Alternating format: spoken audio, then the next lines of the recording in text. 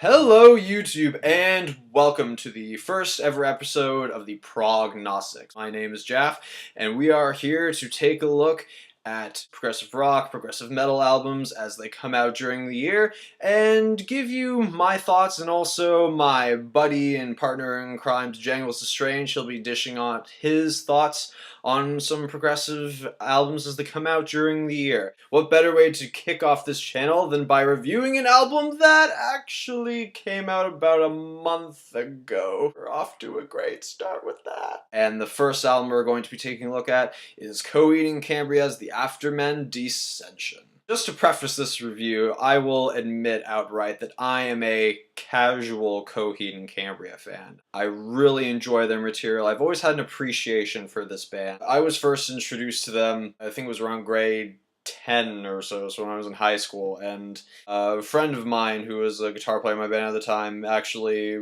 showed me one of their songs. It was Welcome Home. I know it's very stereotypical for Welcome Home to sort of be like the introduction Coheed song. Great song.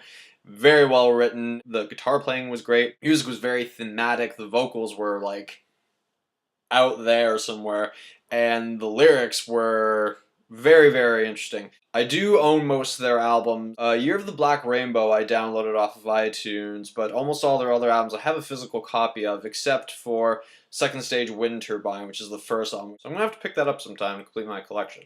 With talking about the new album, The Afterman Decension, you can't really talk about it without talking about its counterpart, The Afterman Ascension. See, The Afterman is a double album with Ascension and Decension, and if I could compare these two albums in any way, I would say they have parallel to the Harry Potter Deathly Hallows movies in terms of their Part 1 and Part 2. You know, in Deathly Hallows Part 1, we're kicked off and you're like, okay, yeah, this is interesting, like good stuff's happening. Oh, wow, something exciting just happened.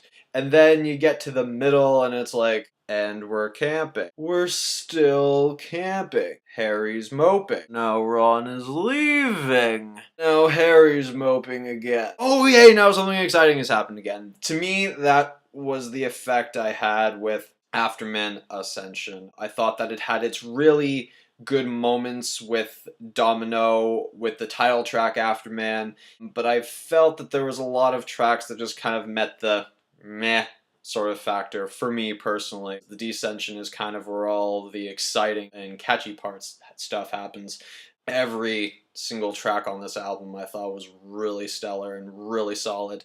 Century the Defiant, Hard Sell, Dark Side of Me, just so many great tracks on it. For me as a casual Coheed fan, this one really gripped me. Recent changes happened to the band, I probably should mention, is that their old drummer Josh has now returned into the band, and when Josh left the band, he was replaced by Chris Penny.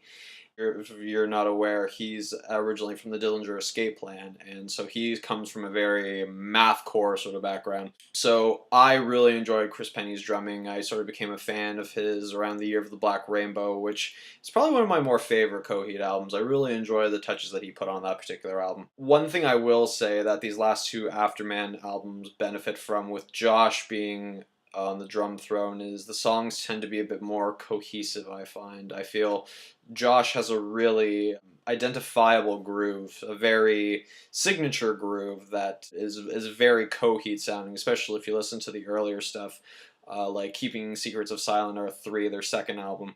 You can tell that was sort of part of their signature sound, was Josh's groove, and he brings that back. Another new addition to the band is Zach Cooper, who is now filling in for Todd, who's no longer with the band. I'm really glad I picked this one up. I can't say if this is my absolute favorite Coheed album ever, but I will say that it's probably one of their better ones, and I recognize that the songwriting on the album is spectacular, and Claudio really brought the band to a forefront on this, and I really enjoyed that. If you're not a Coheed fan or you haven't taken the time to pick up their stuff, I'd suggest, you know what, try this album out. It might just be for you, because everything great about the band is on this album. The great lyrics, the great vocals, the guitar work, Josh's amazing groove that he has. Everything that makes Coheed Coheed is present on this album, and I really think if you kind of want a general vibe of what they're going for, something a bit more recent without diving into the earlier stuff, this is definitely the album to check out. Every song is cohesive, it's to the point,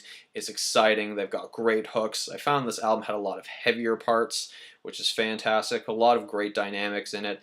All in all, it's a pretty good album, and I can honestly say that I'm really glad that I got it.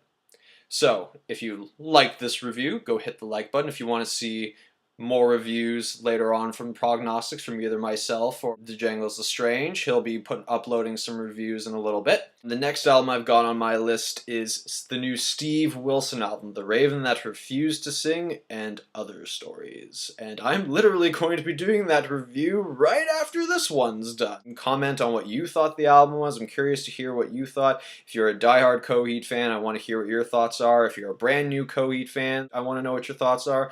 Or if you're someone who's not into Coheed at all, maybe why the band doesn't connect to you. Looking forward to hearing from you, YouTube. I hope you enjoyed the review, and stick around for our next episode from me, which is Steven Wilson's The Raven That Refused to Sing and Other Stories. Until then, take care of yourself, YouTube.